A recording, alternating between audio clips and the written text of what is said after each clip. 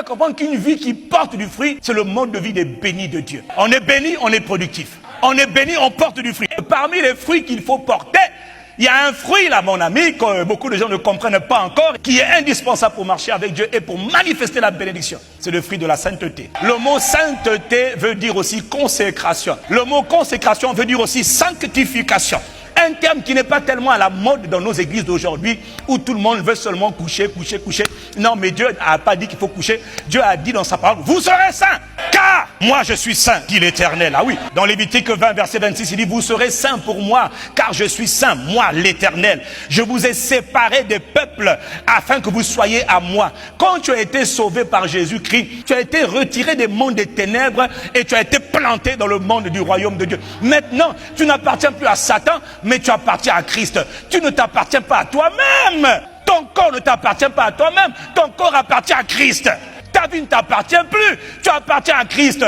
Oh non, je fais ce que je veux. Dans ce cas, tu appartiens à Satan. C'est l'un ou l'autre. Il n'y a pas de non, le pasteur, j'aime bien être au milieu. Dans ce cas, tu appartiens à Satan parce que Jésus ne te connaît pas. Dans 1 Pierre chapitre 1, verset 14, le Saint-Esprit nous parle, il dit, comme des enfants obéissants. Ne vous conformez pas aux convoitises que vous aviez autrefois quand vous étiez dans l'ignorance.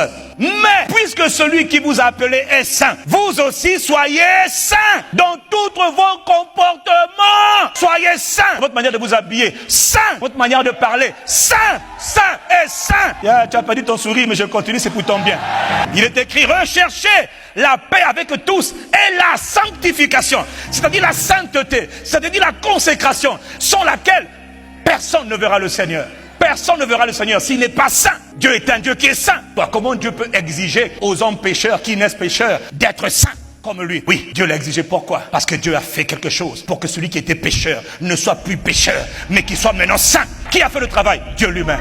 Il a envoyé le Christ. Jésus est venu sur la terre, il s'est identifié à moi et à toi. Tel il est, tel nous sommes. Si tu es né de nouveau, tu dois comprendre que la vie chrétienne, c'est pas vivre comme tu vis là, non. La vie chrétienne, c'est d'abord s'identifier à Christ. Parce que beaucoup de gens sont nés de nouveau, mais ils vivent dans le péché. Alors que Jésus est venu pour régler le problème du péché. Si tu vis dans le péché, mais j'arrive pas à ne pas pécher, ça veut dire que Jésus n'est pas mort pour toi. Ou bien tu n'es pas né de nouveau. Si tu es vraiment né de nouveau, alors Jésus a réglé le problème de ton péché. C'est pas juste me pardonner de mes péchés, non. Me pardonner mes péchés et me rendre capable de ne plus pécher. Mais comment a-t-il fait? Romains 6 nous décrit ce qui s'est réellement passé par l'œuvre de la croix. Que dirions-nous donc? Allons-nous demeurer dans le péché, verset 1, afin que la grâce de Dieu abonde? Il répond, non, certainement pas. Hors de question de demeurer dans le péché. Nous qui sommes morts au péché. Écoute ce qu'il dit, hein. Il dit que tu es mort au péché. Nous qui sommes morts au péché. Comment vivrions-nous encore dans le péché? Ignorez-vous? Est-ce que tu n'es pas conscient? Est-ce que tu ne sais pas que nous tous qui avons été baptisés en Christ Jésus, c'est en sa mort que nous avons été baptisés. Nous avons donc été ensevelis avec lui. Oh, par le baptême en sa mort, afin que comme Christ est ressuscité des morts par la gloire du Père, de même nous aussi, nous marchons en nouveauté de vie. En effet, si nous sommes devenus une même plante, ça veut dire que si nous sommes identifiés avec Christ, conformément à sa mort, nous le serons aussi à sa résurrection. Et puis au verset 6, il dit, sachant que notre vieil homme a été crucifié avec lui, afin que le corps du péché fût détruit, pour que nous ne soyons plus esclaves du péché, car celui qui est mort est libre du péché. Verset 11, ainsi donc, regardez-vous comme morts au péché. Verset 12, que le péché ne règne pas dans votre corps mortel. N'obéissez pas à ses convoitises. Ne livrez pas vos membres, vos organes, vos sexes, vos seins, vos fesses, ne livrez pas vos yeux, vos oreilles, vos mains au péché comme des instruments du mal, mais donnez-vous vous-même à Dieu. Pas ta part à faire. Donne-toi toi-même, étant vivant de mort que vous étiez, et offrez à Dieu vos membres. Verset 22. Mais maintenant, étant libérés du péché et devenus esclaves de Dieu, vous avez pour fruit la sainteté et pour fin la vie éternelle. Donc, pour vivre la vie de sainteté, il faut être délivré de la puissance du péché. Mais comment on est délivré de la puissance du péché? C'est Jésus qui l'a fait pour toi. Il ne voulait pas seulement te pardonner, il voulait t'accorder la capacité de ne plus pécher. Là où tu aimais le péché,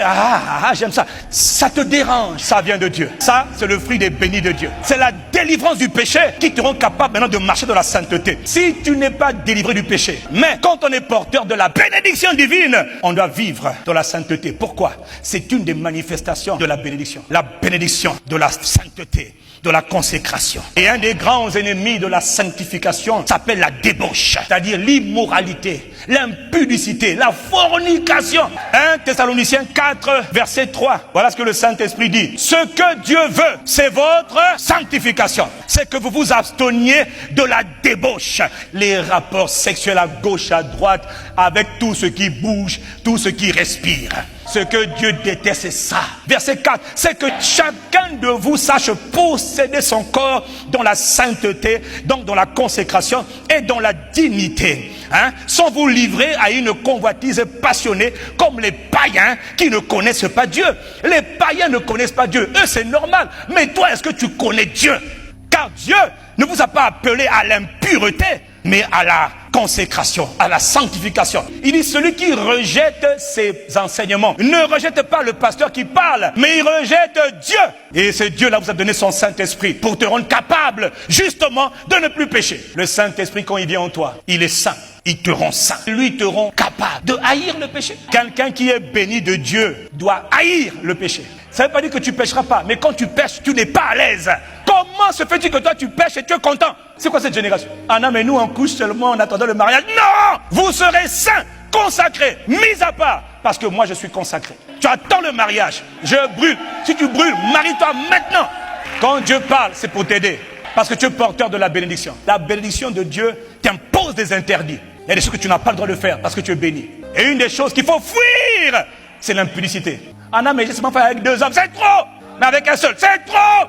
Êtes-vous marié? Si tu es marié, tu gardes ta femme, tu l'aimes, tu fais comment tu pries pour l'aimer et tu te tais. Femme, c'est pareil pour toi aussi. La bénédiction de Dieu que tu portes t'impose des restrictions. Voilà pourquoi dans 1 Corinthiens 6, il a dit, fuyez la débauche! Il n'a pas dit de résister. Il a dit, fuyez la débauche. Pourquoi? Il dit, quelque péché que ce soit qu'un homme commet, c'est hors de son corps. Mais l'impudicité, c'est dans ton corps. Celui qui se livre à l'impudicité, il détruit son corps. Regarde dans Éphésiens 5, verset 3.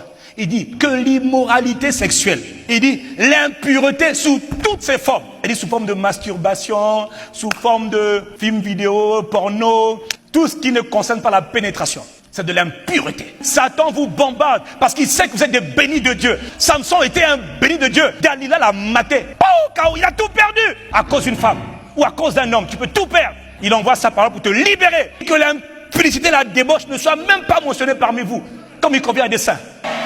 Et vous les sœurs, et vous les frères, on veut vous faire croire dans ce monde des ténèbres que quand tu n'as pas eu des rapports à 40 ans, à 45 ans, on te dit, ma sœur, quand même, ça commence à sortir par les narines, par les trucs, les fibromes, etc.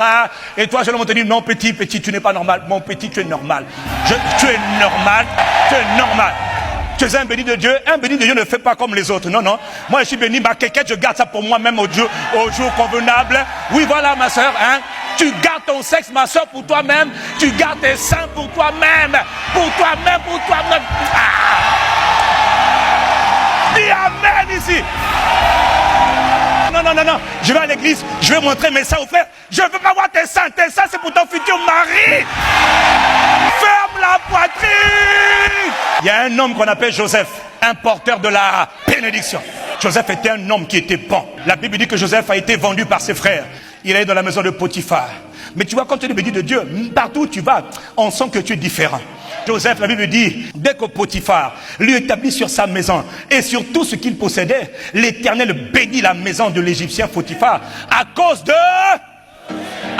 de toi. Même quand on te maltraite, même quand tu es malmené, même dans les temps d'épreuve, on sent quand même que tu es porteur de la bénédiction. Et verset 6, il est dit, or, Joseph était beau de taille et de figure. Joseph était beau et sa beauté lui a attiré des palabres. La femme de Potiphar a dit, Joe, viens ici, Joe. T'es beau à croquer, Joe. Il arriva que la femme de son maître porta les regards, les yeux sur Joseph. Couche avec moi.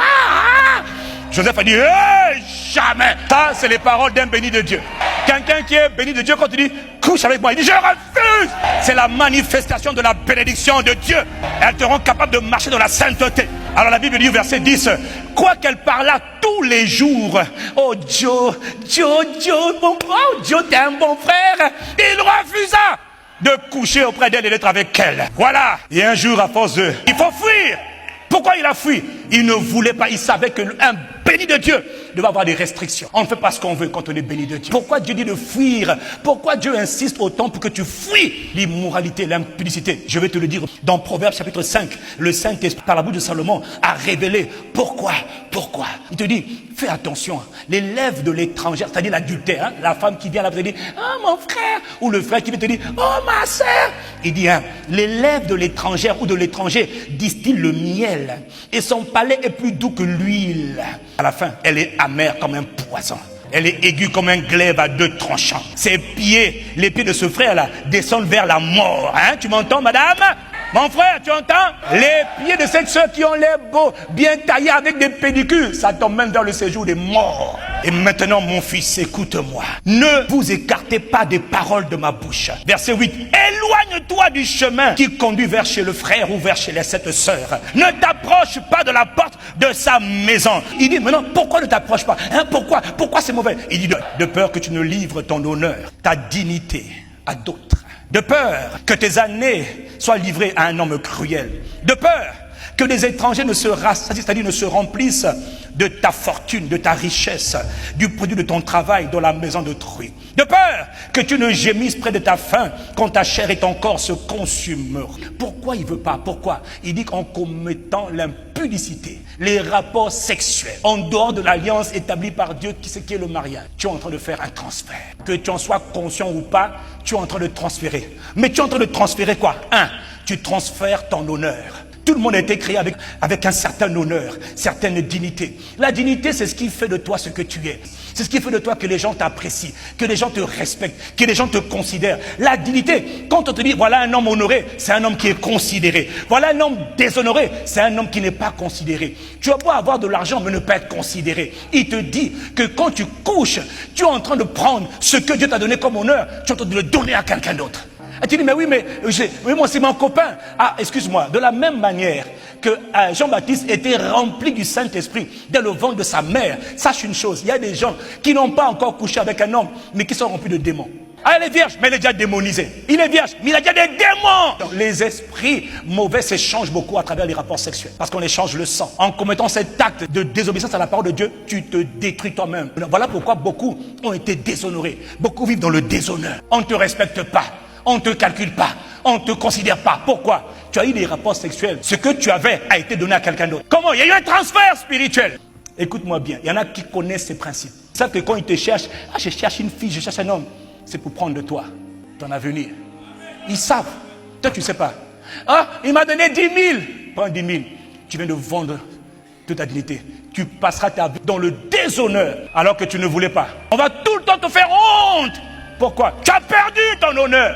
Tu as perdu ta dignité. Mais qui l'a volé? Toi-même, tu l'as vendu. Tu l'as transféré à quelqu'un d'autre. De peur que tu ne livres tes années à un cruel. Ici, il dit homme créé. Le mot grec, c'est cruel. Ça veut dire quoi? On ne sait pas qui. Beaucoup de gens meurent de manière prématurée. Leurs années ont été raccourcies à cause de quelques rapports sexuels. 30 parties de plaisir. Ton destin coupé. Mort prématurée. Beaucoup d'esprits de mort rentrent au travers des rapports sexuels. Tu abrèges tes années. Tu vas vivre moins longtemps. De peur que les étrangers se remplissent de ton bien, de ta fortune. Il y en a à travers des rapports sexuels. Pas. Tu es en train de livrer ta richesse. Tu es en train de livrer ta force. Le produit de ton travail. Donc, il y a des gens ici, tu devais bâtir des immeubles, bâtir des entreprises, construire des maisons. Mais tu as tellement couché et tu ne sais même pas avec qui tu as couché parfois.